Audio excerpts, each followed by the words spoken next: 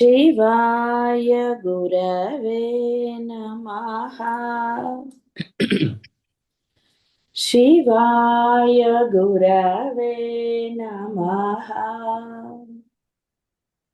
शिवाय गुरवे नमः। शिवाय गुरवे नमः। చతుషష్ఠి కళామయి. చతుషష్ఠి కళామయి. ఇక్కడ షష్ఠి దగ్గర ఒక నిమిషం ఆగినా తప్పేం లేదు. చతుషష్ఠి కళామయి.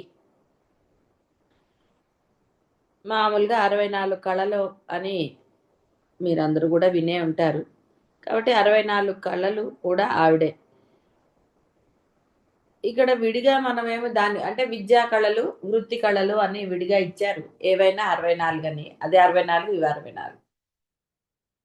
అసలు ఉన్నదే ఆవిడ అన్నప్పుడు నీకు కనిపించేది కనపడనిది నీలో ప్రాణశక్తి ఆవిడ అయినప్పుడు నీలోని ఏ శక్తి అయినా ఆవిడే అవుతుంది. నీలో ఒక స్కిల్ ఉంది అంటే అర్థము అది ఆవిడ ఉండటం వల్ల. ఆవిడ ఆ కళ నీకు ప్రసాదించింది అంతే. ఆవిడ అనుగ్రహం వల్లే నువ్వు అందులో ఇది పొందావు. అప్పుడు ఒకసారి ఏదో సినిమా వచ్చింది, నాకు గుర్తులేదు కరెక్ట్గా పేరేదో. అతను చాలా పెద్ద సంగీత విద్వాంసుడు. ఒక పిల్లవాడు చాలా బాగా పాడుతున్నాడని అతనికి నేర్పిద్దామని, అంటే అతన్ని ఇంకొంచెం ఇది చేద్దామని. అప్పుడు అతని మనసు బానే ఉంటుంది. అతనిని వాళ్ళ దగ్గర ఉంచుకుంటారు. ఆ సినిమాలో ఎలా అంటే ఆ పిల్లవాడికి ఇతని కన్నా ఎక్కువ గుర్తింపు లభిస్తుంది. అది ఈ మహాపండితుడు అతనికి అది భరించలేకపోతాడు అన్నమాట. ఒక ఈర్ష్య అనండి, అసూయ అనండి, అలా అతనికి కలుగుతుంది. ఆ పిల్లవాడిని అంటే ఆ పిల్లవాడు ఏది చేసినా కూడా అతన్ని ఏదో రకంగా ఇచ్చేయటం మొదలు పెడతాడు. అప్పుడు ఈ పిల్లవాడికి అది గ్రహింపులోకి వస్తుంది. ఇతనికి నాకు పేరు రావటం ఇష్టం లేదు, అందువల్ల ఇలా చేస్తున్నాడని ఇతను గ్రహించి ఈ పిల్లవాడు సూసైడ్ చేసుకుంటాడు. అప్పుడు ఆ పెద్ద అతనిలో అంటే పశ్చాత్తాపం వల్ల కలిగి అతనికి మతి భ్రమణ కలుగుతుంది. అలానే అన్నీ ఏం మర్చిపోలేదు, ఒక సంగీతం మర్చిపోయాడు. ఎలా అంటే అతనికి ఆ షాక్ అనండి సినిమాల్లో లాగా అది. అంటే ఇక్కడ మనం గ్రహించవలసింది, నాకైతే అంటే ఒక ఈర్ష్య, అసూయ అనేది మనిషిని ఎంతటి పతనానికి దిగజారుస్తుందో మనం గ్రహించాలి.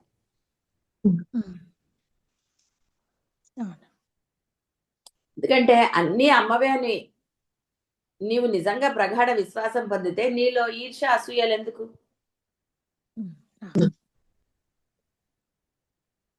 కాబట్టి ఈ విధంగా మనం ఎప్పుడైతే ఇదంతా కూడా అట్లీస్ట్ నాకు బోధించిన గురువుది, నాకు ఈ విద్య రావడానికి పెంచిన తల్లిదండ్రులతో, ఇలా సహకరించిన వారితో ఏదన్నా అంటూ ఉంటే వీడిలో అహంకారం పెరగదు. లేదనుకోండి ఈ అహంకారాలు, ఈర్ష్య, అసూయలు మనిషిని అంటే వాడు అనవసరమైన మాటలన్నీ అంటే అవతల వాళ్ళని తూలనాడే మాటలు మాట్లాడతాడు. ఆ నోటికి ఎక్కడా హద్దు పద్దు ఉండదు.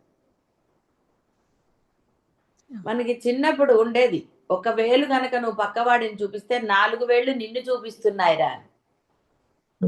అంటే మనం ఒకరి గురించి చెడ్డగా మనము నలుగురిలో చెప్తూ ఉంటే నువ్వు చులకన అవుతావా, ఎవరు చులకన అవుతారు?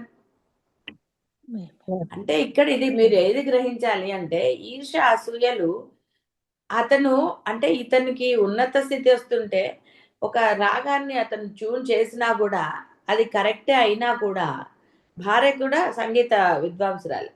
ఎందుకు వీడు కరెక్టే చెప్పాడు కదా అంటే నీకేం తెలుసు, నీకు సరిగ్గా తెలీదు, అది ఇది అంటూ ఉంటాడు. వాడిని ఇప్పుడే మనం ఇది చేయకూడదు అని కూడా అంటూ ఉంటాడు. ఇంకా చిన్నపిల్లవాడు అది ఇదని. అంటే ఒక ఈర్ష్య, అసూయ వాడు ఏమనుకుంటాడు, అవతల వాళ్ళని ఎదగనివ్వకూడదు మనమే అని ఏదన్నా కానివ్వండి, ఒక్కొక్క దాంట్లో ఒక్కొక్క ఇది ఉంటుంది. అంటే అది అతని పతనానికే దారితీసి, అంటే అందరూ కూడా అన్నీ ఆవిడే, అందులో సందేహం లేదు. నీలో ఒక స్కిల్ ఉందన్న ఆవిడే, అంటే ప్రాణశక్తి. ఆ ప్రాణశక్తి ఉండటం వల్లనే నీలో ఆ యొక్క స్కిల్ బయటకు వచ్చింది, నలుగురు గుర్తించారు. ఇలా రకరకాల అందరిలో ఒకే రకంగా ఉన్నా, ఒకరిలో విద్య ఎక్కువగా ఉంటుంది, ఇంకొకరిలో ఇంకొకళ్ళు ఉంటుంది, ఇంకొకరిలో సంగీతం, ఒకళ్ళలో నృత్యము, ఇలా రకరకాలుగా ఉంటుంది. ఎందుకనే అన్నీ ఆవిడవే అంటారు. అందుకనే ఏది నీలో నిష్ణాత కలిగి ఉన్నా ఆ దేవుడు అనుగ్రహమేనండి అంటారు. అందువలన అందరూ కూడా ఆ వినయ విధేయతలతో ఉండండి. మీరు గురువుకి నమస్కరిస్తున్నా, పరబ్రహ్మంకి, దేవతకి చేసినా, మీలో ఉండవలసిన లక్షణాలు ఉన్నాయో లేదో చూడండి. ఆ లక్షణాలు లేనప్పుడు మీరు ఎవరికి నమస్కరించినా వృధానే అవుతుంది కదా. ఈ ఇంకొకటి, వారిని అవమానించినట్టు కూడా అవుతుంది. మీరు గురువే సర్వస్వం అంటూ ఆ గురువు చెప్పిన మంచి లక్షణాలతో కనుక ప్రవర్తించకపోతే గురువును అవమానించినట్టు అవదా? ఒక దేవతని ఆరాధిస్తున్నారు, అన్ని కళలు ఆవిడవే.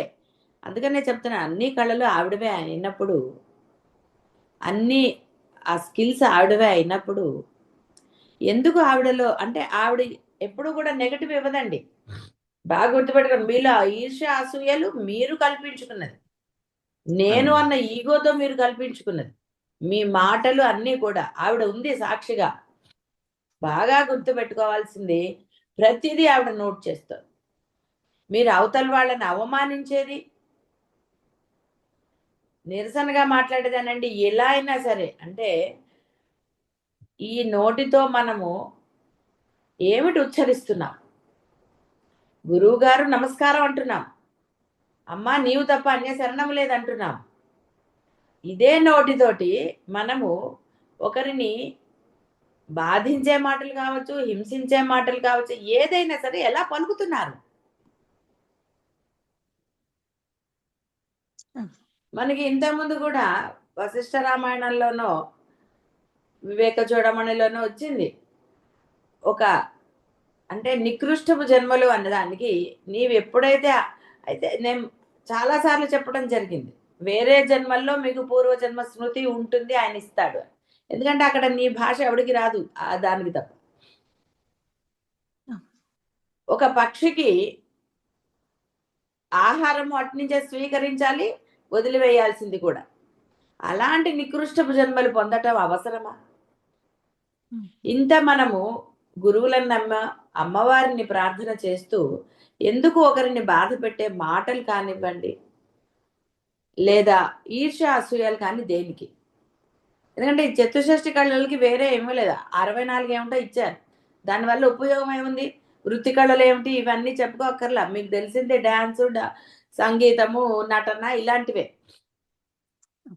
మిగతావన్నీ కూడా మీకు అనవసరం తెలుసుకున్నా కూడా. ఇక్కడ మనం గ్రహించవలసిన సూక్ష్మం, నీలో ఒక మాట వస్తోంది అంటే కూడా ఆ మాట అమ్మ ఉండటం వల్లే. మరి అమ్మ ఉన్నది అన్న గ్రహింపు నీకు ఉన్నప్పుడు ఎందుకు ఆ మాటని వృధా చేస్తున్నావు?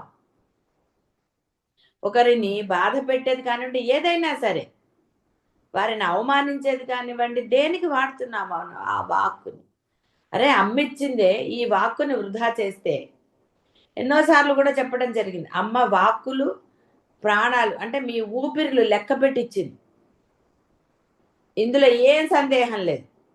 ఒకవేళ ప్రాణమున్న వాక్కులు మీరు అవజేసేస్తే వాక్కు బంద్ అయిపోతుంది. గురువుగారు నమస్కారం అన్నాడు, ఎందుకంటే మీరందరూ సత్సంగంలో ఉన్నారు, గురువుగారు అంటున్నారు కాబట్టి చెప్తున్నారు. ఇదే నోటితో ఒకరిని తూలనాడటం కానీ, అవమానించటం కానీ చేస్తే మీరు గురువుగారు అన్న పదాన్ని అగౌరవపరిచినట్టా కాదా? బాగా ఆలోచించండి. మీకు అర్హత ఉందా? ఎవరికి వాళ్ళు ఆలోచించండి. ఎందుకంటే అందరికన్నా గురు బ్రహ్మ, గురు విష్ణువు, గురుదేవో మహేశ్వర. గురు సాక్షాత్ పరబ్రహ్మ తస్మై శ్రీ గురవే నమః అంటున్నారు. ఒక తోటకాష్టకం ఎందుకు చదువుతున్నారు? దాని అంతరార్థం చాలా సార్లు చెప్పటం జరిగింది. ఎలా అతనిలో అంత విద్య వచ్చింది, ఎన్ని అవమానాలు అతను సహించాడు. కేవలం గురువు మీద అనన్య భక్తితో ఉన్నాడు కాబట్టి చూపుతో శంకరులు ఆయనకి తోటకాచార్యులకి విద్య ప్రసాదించారు. అసూగా అంటే వెంటనే అతనిలో జ్ఞానం కలిగి ఇవన్నీ చెప్పుకున్నవే. మరి ఏమిటి దానివల్ల మీరు పొందిన ప్రయోజనం? ఒకటి మనం చేస్తున్నాము అంటే దానివల్ల ఒక ప్రయోజనం మనకి సిద్ధించాలి. అర్జునుడు ఆ బోధంతా విన్న తర్వాత ఇంకా ఎటువంటి ఆ బంధాల పట్ల ఏదీ లేకుండా యుద్ధం చేశాడు. అంతేగాని అంత బోధ విని కృష్ణ నువ్వెన్నన్నా చెప్పు నా మనసు ఇదవ్వట్లేదని వెళ్ళిపోలేదు. మీరు చేసిన జపం అంతా కూడా కేవలము అవతల మనిషిని బాధ పెట్టడం వల్ల, ఒక్కసారి బాధ పెట్టినా ఇదంతా క్షయం అయిపోతుంది. ఎక్కడో నాకు గుర్తున్నంత వరకు మనము పాపాలు కూడా చెప్పారు శంకర్లు. మరి మీరు అంటే జపం చేస్తూ నామస్మరణ చేస్తూ సంపాదించిందంతా అవతల వారిని ఒక మాట అనటంతోటో వారిని తూలనాడటమో అవమానించటంతో పోగొట్టుకుంటే ఏమిటి మీరు సాధించేది? ఏమిటి ప్రయోజనం? కాబట్టి ఆవిడ ఇచ్చిన ఆ శక్తులను మీరు వృధా చేసుకోకండి. అందుకని ఇక్కడ ఆ చతుషష్ఠి కళామయి అన్న దాంట్లో నేను ఈ 64 ఏమిటి అని చెప్పట్లేదు. అంటే వృత్తి విద్యలు, విద్యా కళలు ఇవి నేను మీకు చెప్పట్లేదు. పేర్లు చెప్పటం వల్ల పెద్ద ప్రయోజనం లేదండి. మహాచతుషష్ఠి కోటి యోగిని గణసేవిత అన్ని మహాచతుషష్ఠి కోటి యోగిని గణసేవిత మనకి ఇక్కడ నామంలోనే అర్థం ఉంది. కోట్ల సంఖ్యలో ఆవిడకి ఆ గణాలు ఉన్నాయట. అవన్నీ ఆవిడని సేవిస్తూ ఉన్నాయి. శ్రీచక్రం నందలి మధ్యపురమున బ్రాహ్మి, మాహేశ్వరి, కౌమారి, వైష్ణవి, వారాహి, మాహేంద్రి, చాముండి, మహాలక్ష్మి అని 8 మంది దేవతలు ఉన్నారట. ఒక్కొక్కరికి 8 మంది చొప్పున వారి వారి అంశభూతములకు అక్షోభ్యాది శక్తులు గలవు. వీరు మొత్తం 64. వీరందరికీ ఒక్కొక్కరికి కోటి సంఖ్యగా చూడండి ఎంతమంది ఉన్నారు, యోగిని గణాలు ఉన్నారు. వీరందరూ కూడా ఆ అమ్మ యొక్క గణాలు అంటే సేవకులు. కాబట్టి మహత్ శబ్దము ఎప్పుడు బ్రహ్మ సూచికమే.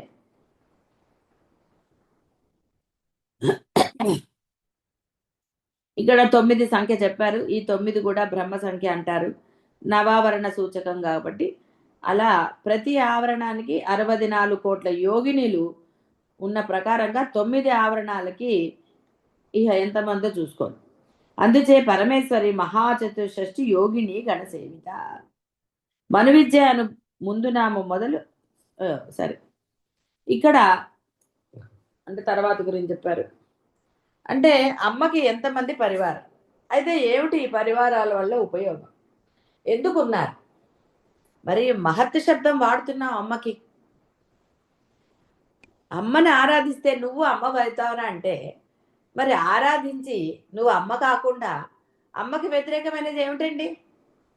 ఒక మంత్రం చెప్పినప్పుడు, ఒక నామం చెప్పినప్పుడు దేవత బదులు వేరే వాళ్ళు ఎవరు వస్తారో మీకు తెలుసు. మరి ఎందుకంటే దానిలాగా ఉండటం అంటే తెలిసి ఎందుకు? మహాపాపం అని తెలుసు. అయితే ఇక్కడ గమనించవలసినది మీరందరూ కూడా ఆవిడ నామం చెప్తే ఆవిడ ఈ పాపాలన్నీ నశింపచేస్తుంది అన్న భావన ఎంత నిజమో తెలిసి పాపానికి నిష్కృతి లేదు అని చెప్పారు. అంతేగాని ఇక్కడ పాపం చేస్తాను, ఇక్కడ నామస్మరణ చేస్తాను కాబట్టి ఇవి 2 బ్యాలెన్స్ అవుతాయని అనుకోకండి. అప్పుడు ఇంతకుముందు చేసినవి అందుకే మనకి సంచితం ప్రారంధం ఇవన్నీ ఉన్నాయి, ఇన్ని కర్మలు ఉన్నాయని చెప్పాడు. అందువల్ల అలాంటి అనవసరమైన లెక్కల్లోకి మీరు వెళ్ళకండి. ఎందుకంటే మీది పరిమితమైన బుద్ధి, పరిమితమైన మెదడు, మీకు లెక్కలు అందవు. ఎన్నున్నాయో, దేనికి ఎంత పాపం వేస్తుందో మీకు ఎలా తెలుస్తుంది? అందువలన తెలిసి చేసే పాపానికి చాలా ఎక్కువగా ఉంటుంది. అందుకనే 16 ఏళ్ల వరకు ఒక లెక్క అంటుంది ఆవిడ, 16 నుంచి 25 ఏళ్ల వరకు ఒక లెక్క అంటుంది, తర్వాత నుంచి ఇంకొక లెక్క. పాపాల లెక్క నేను చెప్పేది, ఆవిడ వేసే పర్సంటేజ్.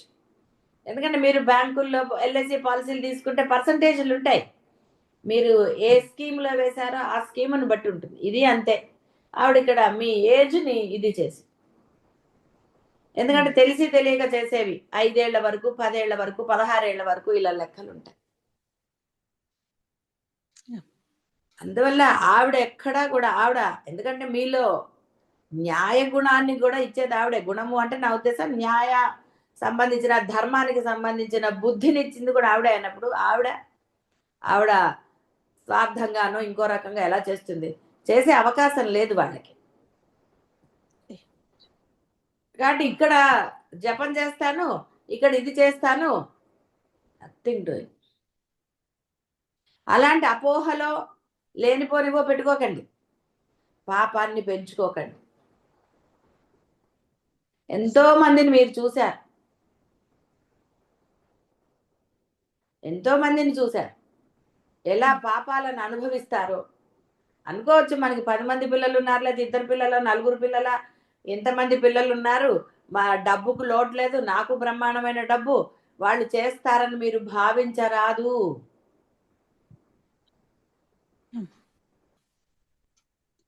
అందువల్ల అన్నీ ఆవిడే, చతుషష్ఠి కళలు ఆవిడ, ప్రాణశక్తి ఆవిడ. కాబట్టి ఆ ప్రాణశక్తి వల్ల మీరు అన్నీ చేస్తున్నారు. సర్వము మీరు ఏదేదైతే చేయగలుగుతున్నారో అవన్నీ కూడా కేవలము ఆ ప్రాణశక్తి వల్ల. అదే అమ్మ అంటున్నాను, ఇప్పుడు ఆరాధించేది అమ్మని కాబట్టి, అదే పరబ్రహ్మం. మరి దేనికి మనం దానిని దేనికి వినియోగించాలో కాకుండా వేరేగా ఎందుకు వినియోగిస్తుంది? అది అనుభవించవలసిందే కదా. అయితే ఈ జన్మలోనా, వచ్చే జన్మలోనా, ఏ జన్మలోనా అనేది ఎవరు డిసైడ్ చేస్తారు? మీరు డిసైడ్ చేయగలరా? చెయ్యలేరు. కాబట్టి జాగరూకతతో ఉండండి. ఆ చతుషష్ఠి కోటి యోగిని గణసేవిత అంటే మీలో ఉన్న ఆ గణాలే, ఇవి ఎక్కడో వేరేగా లేవు. శ్రీచక్రము మీలో ఉన్నదే, మహాక్షేత్రం అన్నా కూడా మీ దేహమే. అహం బ్రహ్మాస్మి అని ఒట్టిగా చెప్పలేదు శంకరులు, ఇది వేదంలో ఉపదేశించబడ్డవే. ఏది కూడా వేదంలో చెప్పబడినది అంటే బ్రహ్మం వల్ల ఉపదేశించబడినవే మనకి అందుబాటులో అర్థమయ్యే రీతిగా శంకరులు బోధించారు. ఈ బోధలు వృధాగా తీసుకోకండి, కాలక్షేపం బోధలు కాదు. ఒక అమ్మగా మనకి ఆవిడ స్వయంగా తన శక్తులతో చెప్పించింది. అందుకని మనం చెప్పేవన్నీ ఏదో మామూలు వాళ్ళు ఎవరో రాసిన, మామూలు ఋషులు రాసింది కూడా కాదు ఇది. సాక్షాత్ పరబ్రహ్మం అంశ కాదు, పరబ్రహ్మ రూపమే అమ్మ. ఆవిడ ఆవిర్భావం ఎలా జరిగిందో తెలుసు. కాబట్టి ఇక్కడ ఆ యొక్క గణసేవ అంటే మీలో కూడా ఉన్నారు వాళ్ళందరూ కూడా. ఒక్కొక్క చక్రం గురించి చెప్పుకున్నాం మనం, ఆ చక్రానికి ఏమిటి అనేది. కాబట్టి ఇవన్నీ కూడా ఈ గణాలు ఇవి అన్నీ కూడా ఎక్కడో వేరేగా భావన చేస్తే వేరేగా అనంతంగా కనపడుతుంది. ఎన్ని కోట్లని ఏమిటండి? కాబట్టి అమ్మ అనుగ్రహం పొందడానికి ప్రయత్నం చెయ్యండి. అనవసరమైన ఈ లంపటాల్లో కానివ్వండి, లేనిపోని వాటిలో ఇరుక్కోకండి. మను విద్య, బ్రహ్మ సృష్టి ఎందలి మొదటి మానవుడు మనువు. బ్రహ్మతేజమైన సూర్యుని వల్ల కలిగాడు. మనువు నుండి ఏ మానవ లోకమంతా కలిగినది. మనువు రచించిన ధర్మశాస్త్రమే మనుస్మృతి అను పేర ప్రఖ్యాతి. ఇది కూడా చాలా భయంకరంగా ఉంటుంది. అంటే ఇందులో అన్ని భయంకరమైన పాపాలన్నీ ఎలాంటివో చెప్పాట ఆయన. ఒరే నువ్వు ఇలాంటివి చెయ్యకురా. ఎస్, అందులో ఇది కూడా ఉంది, నువ్వు ఒకరిని అవమానించినా ఏది చేసినా నువ్వు ఎంతటి భయంకరమైనవి ఇవి పొందుతావు. చాలా మంది ధైర్యం కదా, తర్వాత జన్మలు అయితే చూసుకోవచ్చులే, ఇప్పుడైతే మనం ఉన్నాం కదా, నా నోటికి భయపడి అందరు నోరు మూసుకుని ఉంటారు అని అనుకోవద్దు. అమ్మ. అసలు తెలిసి పాపం చేస్తారండి ఎవరన్నా? చెయ్య. కనీసం అంటే కొంతైనా జ్ఞానమో విజ్ఞానమో తెలివో ఉన్నవాళ్ళు తెలిసి పాపాలు చేయకూడదు. ఉమ్.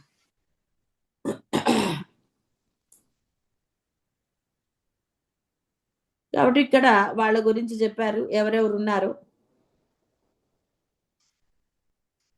ఈ యొక్క శ్రీ విద్య పంచదశాక్షరి మహామంత్రమునకు ఉద్ధారము చేసి పరమేశ్వరుని ఉపాసించిన వారు ఎవరు అని పూర్వం అంటే ఇంతకుముందు ఉన్న వాళ్ళు వాళ్ళ పేరు చెప్పారు.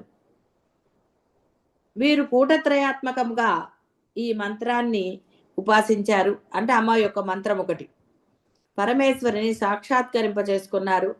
ఉపాసకుడకు మనవునందు ప్రీత చిత్తయ్యి అతడు ఉద్ధరించి ప్రవర్తింపజేసిన ఆ మహామంత్రాన్ని తన స్వరూపముగా చేసుకుంది అమ్మ. అంటే ఉపాసకునికి లభించేదే అమ్మ. ఆయన పంచదశ మంత్రాలు కూడా ఇన్ని అక్షరాలన్నీ ఉంటాయి. వీళ్ళు చేసింది పంచదశ అక్షరి 15 అక్షరం.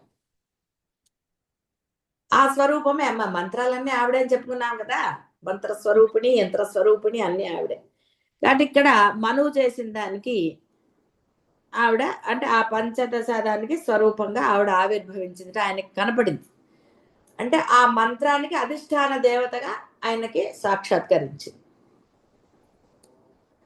కాబట్టి ఆ మంత్రాన్ని మను విద్య ఆయన తర్వాత కొంత ఈ స్మృతి అంటే ఆయన ద్వారా రచించబడింది, ఆయన పేరే పెట్టారు.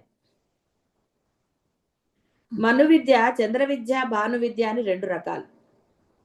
చంద్ర విద్యను సాయంకాలం, భాను విద్యను ఉదయకాలం మందు ఉపాసించవలసింది. అంటే ఉపాసించవచ్చు అంటే ఎప్పుడైనా ఒక సాక్షాత్కారం ఆయనకి జరిగింది కాబట్టి ఆయన ఒక మంచి భావనతో తన తర్వాతి తరం వారు ఎవరిని వారిని ఉద్ధరించుకోవాలని కృష్ణ పరమాత్మ చెప్పాడు కాబట్టి వాళ్ళు ఉద్ధరింపబడడానికి ఈ విద్యలని ప్రసాదించాడు ఆయన. తాను అంటే తాను పొందిందేదో అది 2 విద్యలుగా రాశాడు, సాయంకాలము పొద్దున. తర్వాత ఎలాంటి పాపాలు ఏమిటి ఇది అని ఆయన ఒక మనుస్మృతి అని ఒక విద్యను మనకు అందించాడు. లేదా గ్రంథం అనుకోండి, ఏమైంది నష్టమేమి. గరుడ పురాణం లాగా, గరుడ పురాణంలో కూడా అన్ని అవే ఉంటాయి. మహాపాపాలు, నోటి దురుస్తనం అయితే ఏమిటి, అబద్ధాలు ఆడితే ఏమిటి, కపటత్వానికి ఏమిటి, ఇలా రకరకాలుగా ప్రతిదీ చాలా ఆశ్చర్యం అనిపిస్తుంది. ఈ కలికాలంలో మానవుడు చేసే ప్రతిదీ అక్కడ ఉదాహరించారు. అంటే ఏ పాపాలు వీడు చేస్తాడో వాటన్నిటికీ చెప్పారు. కొన్ని చోట్ల కొన్ని పాపాలకి వాడికి ఎంతటి నికృష్ట అంటే ఏ జన్మ పొందుతాడో కూడా ఇచ్చారు. అలాగే మను విద్యలో కూడా పాపాలంటే వాటికి ఏమిటి అనేది ఇచ్చారు.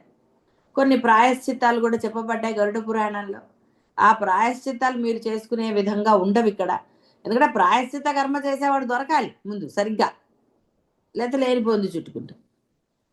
కాబట్టి ఇక్కడ ఆ విద్యల గురించి మళ్ళీ చంద్ర విద్య, ఈ మనువు చెప్పిందే చంద్ర విద్య భాను విద్య అన్నారు కాబట్టి మను విద్య అందలి ధ్యేయరూపిణి పరమేశ్వరిని చంద్రమండలమును ఆధారముగా చేసుకుని ఉపాసించబడు విద్య చంద్ర విద్య. అంటే ఆ చంద్రుడిది పౌర్ణమి రోజు అలా చేస్తారు. నేను కొన్నాళ్ళు చేశాను. అమ్మ అంటే నాకు చాలా భక్తి, ఇంతగా దాని ముందర అమ్మ తప్ప అన్యం లేదు అనుకున్నాను కాబట్టి అది చాలా నచ్చేది. సాయంత్రాలు పౌర్ణమి రోజు సాయంత్రము ఆ చంద్ర దర్శనం అయ్యాక ఆ చంద్రునిలో ఆ అమ్మని భావన చేస్తూ పూజ చేసుకోవటం, ఆ చంద్రుడికే అంటే ఆ చంద్రమండలంలోని అమ్మవారికే మనం నైవేద్యం పెట్టడం పైన అలా చేసుకోవాలి, చంద్రుడు కనపడుతూ ఉంటే. ఇలా చంద్ర విద్య సాయంత్రం చేస్తారని ఇచ్చారు. ఇది చంద్ర విద్య అనబడుతుంది. అదే ఇక్కడ నేను చంద్ర విద్య చేశాను, అమ్మవారి ఇష్టం కాబట్టి ఎక్కడో చదివాను. అంటే ఈ ఋషిపీఠం అనేది అప్పుడు బావుండేది. అది అందులో నేను చూసి సరే ఇష్టం కాబట్టి చేశాను. కోరికలతో చేయలేదండి. అమ్మని ఆరాధించడానికి ఇంకొకటి మార్గం దొరికింది అనుకున్నానంతే. ఇంకొక రకంగా సాయంత్రం ఇంట్లో పౌర్ణమి రోజులు అలా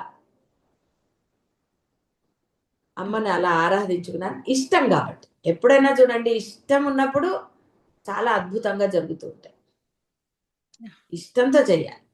అందుకే ఎవరితో అయినా సరే ఇష్టంగా మాట్లాడాలి. ఇష్టంగా ప్రవర్తిస్తే మనసు నిర్మలమైపోతుంది.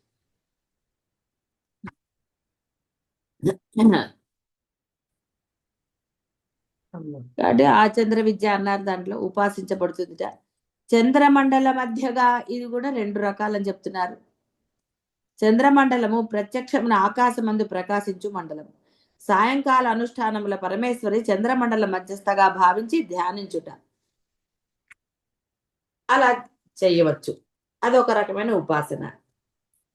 చంద్రమండలము శ్రీచక్రమే అనటము ఒక రహస్యంట. ఇందలి షోడశ దళ పద్మమందు పరమేశ్వరిని షోడశ దళాకళానిత్యగా శ్రీ విద్యా షోడసాక్షరి మంత్రగర్భితగా భావించి ధ్యానిస్తారు. ఉపాసనలో పద్ధతులు ఉంటాయండి.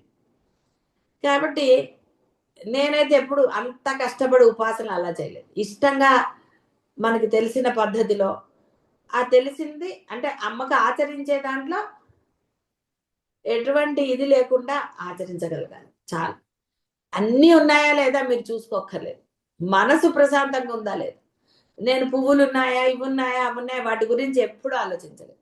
నేను చేయగలిగింది ఏమిటి నైవేద్యం. కాబట్టి ఆ నైవేద్యం చేసుకున్నాను.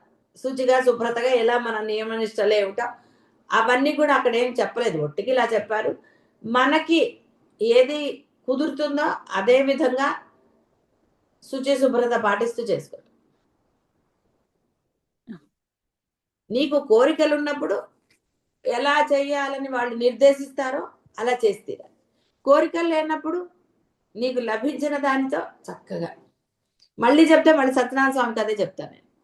ఆ పిల్లలు చక్కగా జామకాయ పెట్టారట వాళ్ళు నైవేద్యంగా. ఇలా అంటే అందుబాటులో వాళ్ళకి తెలిసింది అదే. కానీ అది ఒక భక్తిగా చేశారు. ఇష్టంగా చేశారు. భక్తి అంటే అక్కడ ఇష్టంగా చేశారు. అంతే. అంటే మీరు కూడా అలా చేసుకోవచ్చు ఇక్కడ. ఎవ్వరికి ఒకళ్ళకే ఇది అందుబాటులో లేకపోతే అలానే ఏమి ఉండదు ఎప్పుడు కూడా. అలా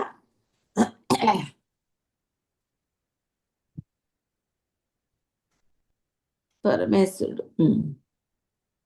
కాబట్టి ఇదే సాక్షి స్థానము బ్రహ్మస్థానం అంటే మన జీవుడి యొక్క శరీరంలో చెప్పారు. ద్వాదశం పరాకాశము ఇవన్నీ అంటే మీ యొక్క శరీరంలో ఎక్కడ ఏదైనా మనము ఇవి చెప్పుకున్నాం కదా ఆజ్ఞా చక్రము సహస్రారం ఇవన్నీ చెప్పాం కదా దాని గురించి అదే బ్రహ్మస్థానం అని పరాశక్తి స్థానం అని. ఎందుకంటే ఇక్కడ చెప్పారు 3వ కూటాంతము ద్వాదశాంతము ఇవన్నీ ఎందుకంటే లెక్కలు మీ దేహంలో దేహం మొత్తం ఆవిడే. దేహమే ఆవిడ. లోపల అన్ని కార్యక్రమాలు ఆవిడే చేస్తుంది. మీరు చేయటం లేదు. ఎక్స్టర్నల్‌గా మీరేమి ఇది లేదు. కాబట్టి ఇక్కడ అంత కష్టపడక్కర్లా. ద్వాదశాంతం అంటే ఎంత? అది ఎక్కడికొస్తుంది మన దేహంలో? ఇవన్నీ అనవసరమైన విషయాలు. నీలోనే ఉంది ఆ బ్రహ్మశక్తి అనండి, బ్రహ్మస్థానం అండి ఏవైనా సరే. కాబట్టి అమ్మని నువ్వు ఎక్కడైనా భావించవచ్చు. సహస్రారే పద్మే శిశిరం ఉపాసన. కాబట్టి సహస్రారంలో భావించవచ్చు అమ్మని. ఆజ్ఞాచక్రంలో భావించవచ్చు. ఎక్కడైనా భావించవచ్చండి. నువ్వు ఇష్టంగా భావన చేయి. చాలు. అక్కడే చేయాలని ఏం రూల్ లేదు. అంతటా ఆవిడే ఉన్నప్పుడు అక్కడ మాత్రమే.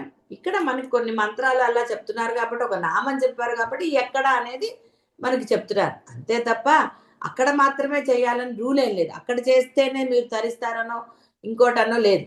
ఎక్కడ చేసినా మీ భావన శుద్ధముగా ఉండాలంటే మీ మనసు శుద్ధంగా ఉండాలి. ఇలాంటి పాపాలేవి ఎందుకంటే చాలా సులభంగా ఈజీగా చేసే పాపాలు అంటే ముందు నోటితోటి చేసేది. దానివల్లే భయంకరమైన పాపాలొస్తాయి.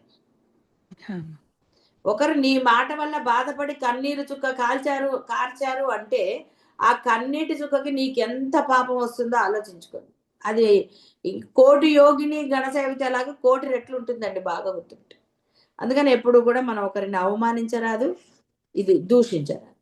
కాబట్టి ఇక్కడ సహస్రారే పద్మే, కాబట్టి ఇక్కడ సహస్రారం అని నేను చెప్పాను, పర్వాలేదు. సహస్రారం అంటే ఈ మన పైన, ఈ భ్రూమధ్యానికి పైన ఆ లెక్కలు వేరు ఉంటాయి. లోపల నుంచి ఆజ్ఞాచక్రం మీరు నిటారుగా కూర్చోగలగాలి. ఎన్నున్నాయండి. అలా చేసినప్పుడే ఆ సహస్రారం దగ్గర ఆ పద్మము మనకి ఇదవుతుంది, అది ఇదని అంట. అందుకని అవన్నీ అక్కర్లేదు. శరీరమే ఆవిడ, మీరు వేరేగా ఏవి ఇది చేయక్కర్లేదు. నామస్మరణ చేస్తున్నా కూడా మీరు నిటారుగా కూర్చుని ఎంతసేపు చేయగలరు అంటే వాటి జోలికి వెళ్లకుండా శరీరం అందరికీ సహకరించాలని ఎక్కడుంది. అందువలన నామస్మరణ చేస్తూ ఆచరణ ముఖ్యంగా ఈ విధంగా ఉండి తీరాలి. అప్పుడు మీరు శాస్త్రంలో బోధించిన విధంగా మీరు ఆచరణ చేసిన ఫలితం అనండి, ఇంకోటనండి, మీకు ఏమి ఇవ్వాలో ఆవిడిస్తుందండి. మీ పాపాలు అప్పుడు క్షయమవుతాయి. అంతే తప్ప నామస్మరణ చేస్తూ నా పాపాలు నేను చేస్తానండి అంటే అవ్వదండి, బాగా గుర్తుపెట్టుకోండి. రావణాసురుడు కూడా మహాభక్తుడే. ఏమయ్యాడు చేసిన వెధవ పనులకు? మొత్తం వంశంతో సహా నాశనం అయిపోయింది. వంశం ఏమిటి, రాజ్యం మొత్తం నాశనం. అంటే ఎక్కడా కూడా మనం ఏది మనకు అనుకూలంగా భావించడానికి లేదు. వాలి అధర్మం చేస్తే ఏం జరిగిందో తెలుసు. ఇలా ఎన్నో ఉన్నాయి మనకి. దుర్యోధనుడు, ఇలా ఎన్నో మనకు ఉన్నాయి. శిశుపాలుడు, అంటే వాటిని మర్చిపోరాదు. ఆ అమ్మను ఎలా ఉపాసించాలో ఆ శాస్త్ర పద్ధతి కష్టం. అలా కాకుండా చక్కగా ఏది మీకు బోధింపబడుతోందో, ఉపదేశించబడుతోందో, మీరు ఎవరిని ఆరాధిస్తున్నారో అది ఎవరైనా కావచ్చు, పరమేశ్వరుడా, గణేశ్వరుడా, కృష్ణ పరమాత్మ, ఎవరైనా కావచ్చండి. కానీ మీరు ఏ విధంగా ప్రవర్తిస్తున్నారు బాహ్య ప్రపంచంలో, ఇది చాలా ముఖ్యం. ఎలా మాట్లాడుతున్నారు ఎవరితో, కాబట్టి అది జాగరూకతతో వ్యవహరించండి. బోధని వృధా చేసుకోకండి. జన్మని అంటే ఇక మళ్ళీ ఎందుకు అనాలి నికృష్టపు జన్మలని. ఏదైనా సరే ఒక స్థితి ఎందుకు పొందాలి, అది ఈ జన్మలో పొందిన నరకమే, ఏ జన్మలో పొందిన ఇదే. అందువల్ల జాగరూకతతో బోధని సద్వినియోగం చేసుకోవటం వల్ల మీ జన్మే సార్థకమవుతుంది. అట్లీస్ట్ మరు జన్మలో ఉన్నత జన్మకి అవకాశం, ఉన్నతము అంటే డబ్బని కాదు. ఎలా అయితే అహంకారం జపిస్తే ఒక మహర్షిగా అతను జన్మ పొందాడో, సాధనకు యోగ్యమైన జన్మని పొందుతారు. శుభం భూయాత్.